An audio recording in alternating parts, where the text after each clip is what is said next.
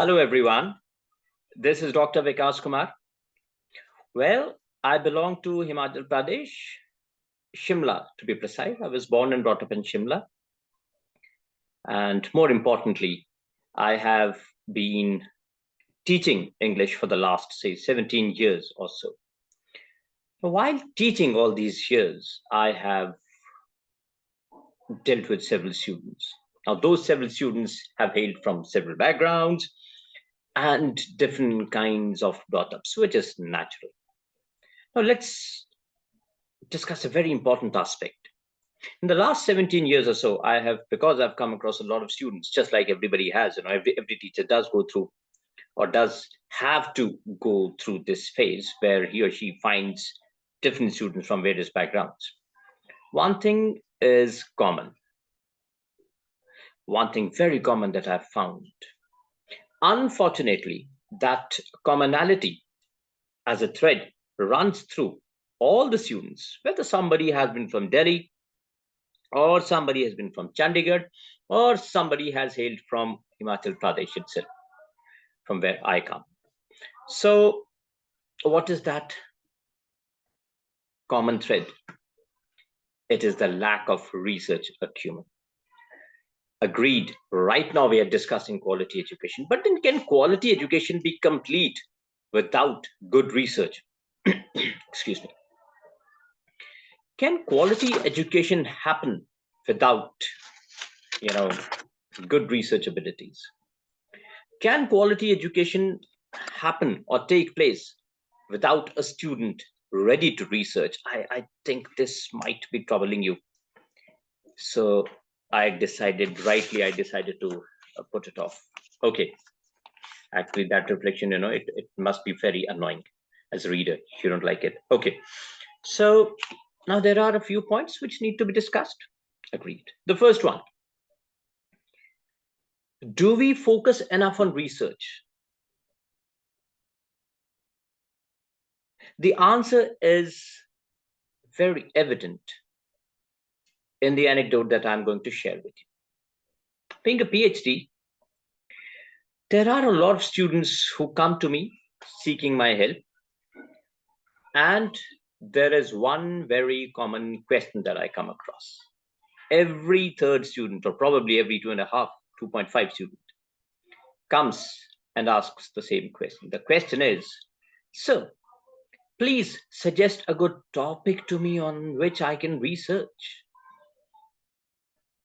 That question disturbs me. That question hits really hard. There is a student who is pursuing PhD or who is about to pursue PhD, and he or she does not know where does his or her interest lies rather. Where does his or interest lie to get the English correct? So if that is the situation, it is really alarming. If a student comes to you at this level and says, you suggest a topic, that means the student is not prepared, is not read at all. Where's the problem? When we talk about quality education, we need to go beyond the surface. We need to go beneath the surface, rather, beyond what is taught in books. By books, I mean the books related to or pertaining to your academic courses. If we cannot go beyond those academic notes or books, we are definitely not providing or even receiving quality education. I reckon when we talk about a change in the structure of education or a revolution in the structure of education, we must pivot research. We must pivot the ability or at least the acumen to research. This child, let's say, who is a very young child who goes to school, right? He goes to the school, attends his classes, comes back. The teacher gives him or her some homework and the child does it. And at the end of the session, the child scores 90 plus marks. Oh, wow, I've done so well. But where is the research?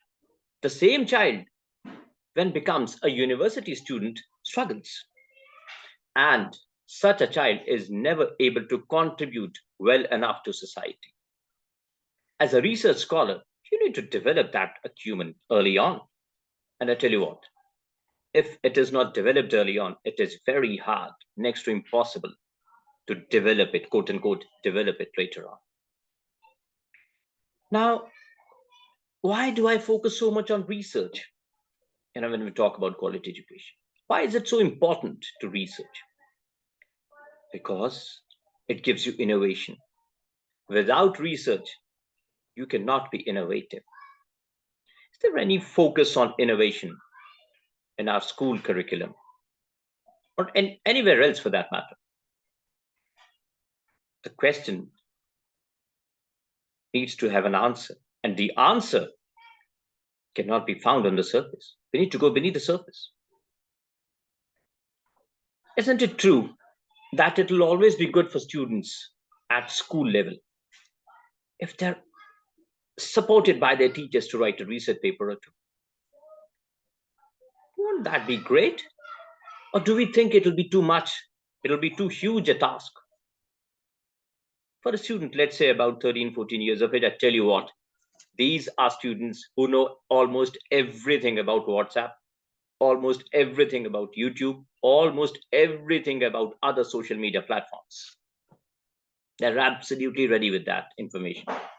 They have the experience, they have the technology. Why not to use that technology or that, ocean, that deep ocean, very deep ocean of resources and sources to their advantage? It is high time when we talk about quality education in terms of research. It is high time that we look to develop the research acumen. If a student does not develop that acumen, these things are interrelated. Let's see what happens. It is very likely that the student is deviated or given false information which he or she believes by the WhatsApp university. There are many graduates, PhDs in the WhatsApp university, in the Facebook university, in the Instagram university, who are running the entire world. And unfortunately, we happen to believe them. Why is that so? Because our first-hand knowledge has holes in it.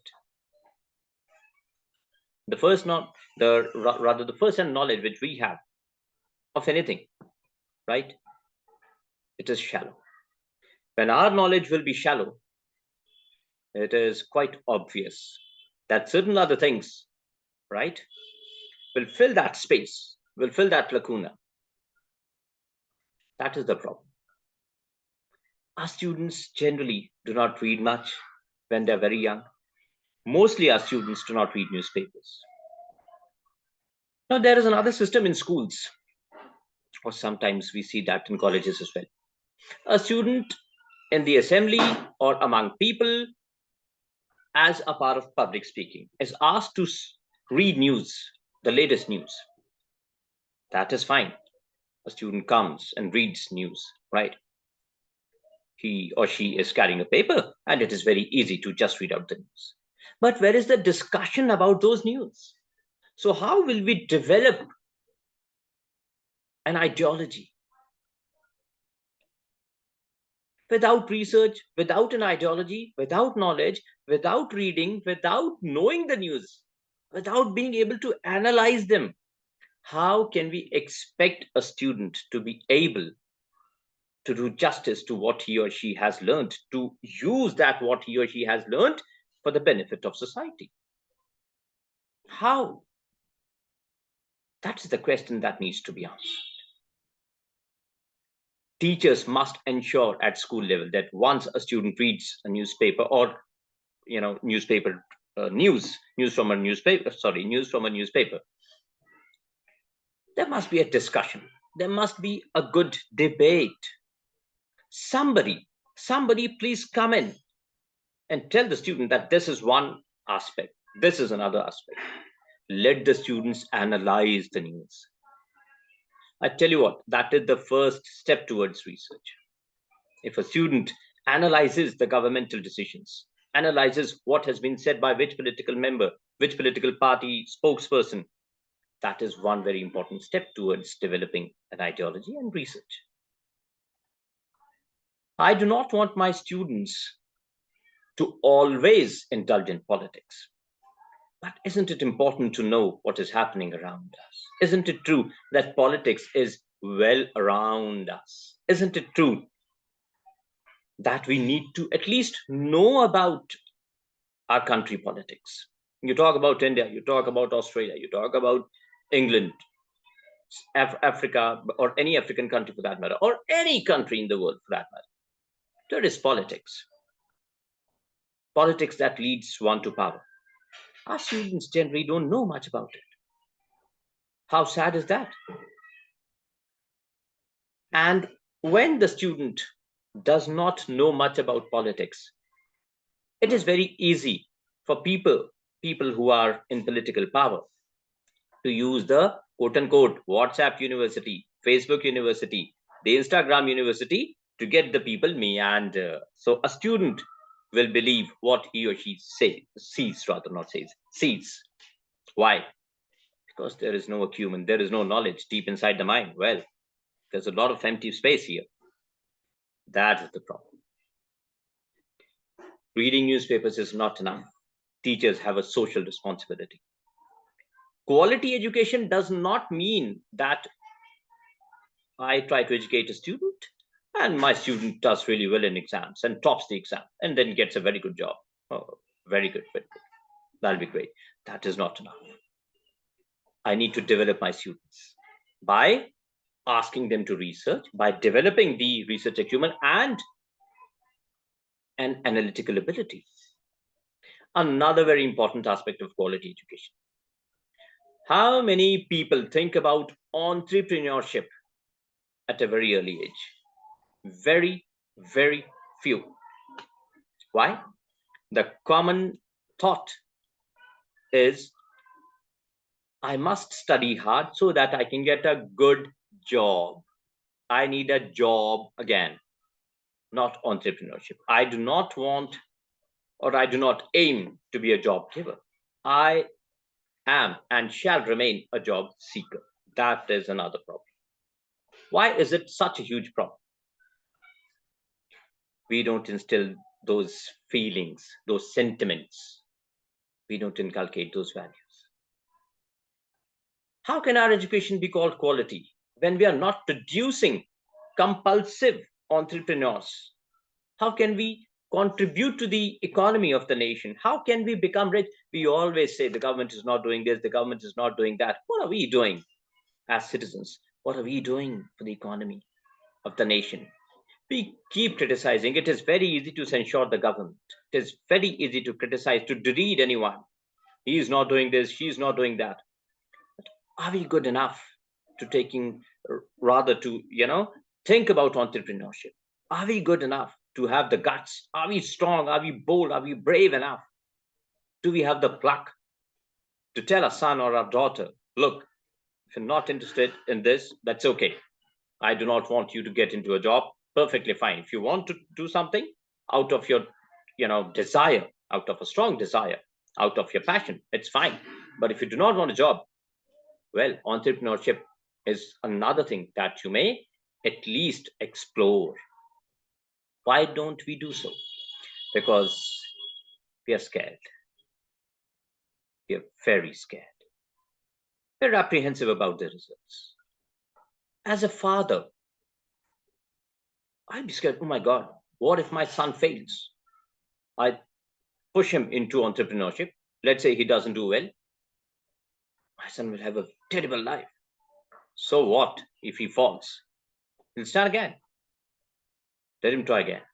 If he falls once again, let him fall. He'll stand again. That is what we need to do.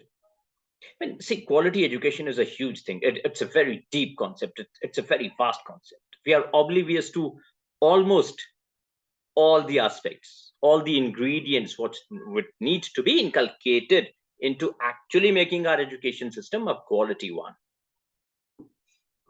We need to go a long, long way. There are lots of things which need to be taught, lots of values which need to be inculcated into our students. So quality education should focus on overall development of the student. Quality education should also focus on the growth, the development of a student as an analyst. My student should be able to analyze what is happening around him or her. My student should be able to research, and my student rather should be able to at least think about entrepreneurship. See, these three things are interconnected. These are pillars of quality education. If you add these three things, if you add these ingredients and mix them well in the right balance, right, you'll see that your education system has empowered lots of students. Thank you so much. With these words, I shall bid goodbye to you. Hope to see you some other time. Thank you.